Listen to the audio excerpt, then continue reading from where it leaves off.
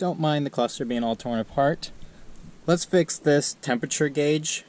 Don't know if it's the sensor or the gauge that's bad itself, but yeah, I've been playing the game for a while now of it's not a problem if I don't see it, but I don't want to keep doing that. So let's fix this so I actually know what the coolant temperature is.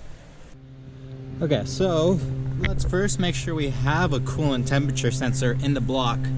So the coolant temperature sensor is on the driver's side between cylinder 1 and 3. And I can just see the wires, but this engine is just coated in oil and the whole unit is just oily. So I need to take a rag, wipe it off, and then let's make sure it's plugged in. Well, the plug to the coolant temperature sensor kind of fell apart, but we have at least the wire here.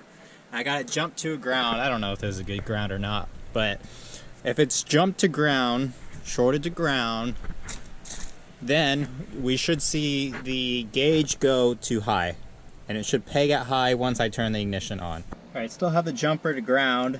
Gauge is not moving, so let's verify that we don't have a break in the wiring.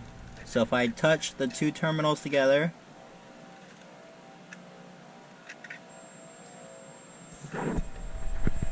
if you can hear that, it is beeping. We do have continuity to ground, so the wiring is intact. Now let's check for power out of the power one all the way to the right.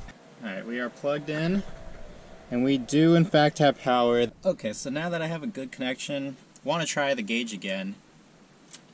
And as you see, it pegs way past high. So now, if I go over and remove my short to ground, so now we're not hooked up to ground anymore, and now the gauge goes back to empty. So the gauge does work. It's the sensor itself that failed, and more than likely, since when I unplugged it, the connector fell apart. Maybe it's just a bad connection. Maybe the sensor itself does work, and I can test the sensor. I can ohm it out and check. Alright, ohming out the sensor, and it comes back with 1100 ohms, kilo ohms, or whatever that is. Okay, did a quick Google search. 1.1 kilo ohms is actually about right for this temperature that it is right now. And then as it gets warmer, the resistance drops, and that's when it gets down to no resistance right to ground.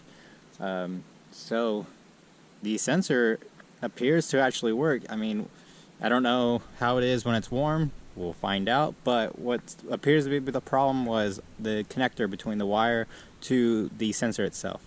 Now it is shattered and broken, and I need to figure out how to reattach it.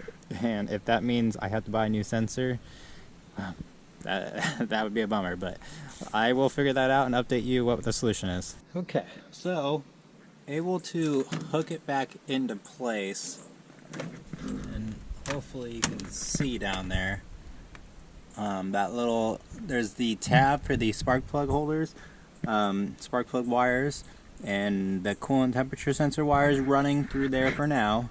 Then we have the harness plugged into the coolant temperature sensor, just the one wire. Yeah, it wasn't really clicked in before, and the plastic was all just brittle, and it's caked in oil, so I wonder maybe the oil kind of created a barrier, and so there wasn't a good connection right there. So cleaned it off, checked the resistance at the gauge, and we do in fact have a good connection now, so we'll see. It should be all good now.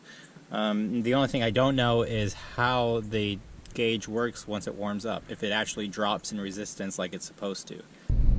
Trunk is all back together. This is the starting coolant gauge level, so let's see where it is after we drive it for a little bit. Now after driving for a while, we are just over the cold mark, but it really should be about half, and that means that this engine is not warming up properly. Alright, well, pulling out my laser thermometer, and we're about 130, 140 if I get closer. But down here on the lower rad hose, we are the same temperature, But what's important here is that should be more like 190. We are well under that. So the thermostat is stuck open, or possibly there's no thermostat in there. But I guess this all came down to a bad connection on the coolant gauge sensor, and then the thermostat is either stuck open or missing. But I guess that's it. So I will be fixing that, but that will be in the future videos. Thank you for watching, and I'll see you in the next one.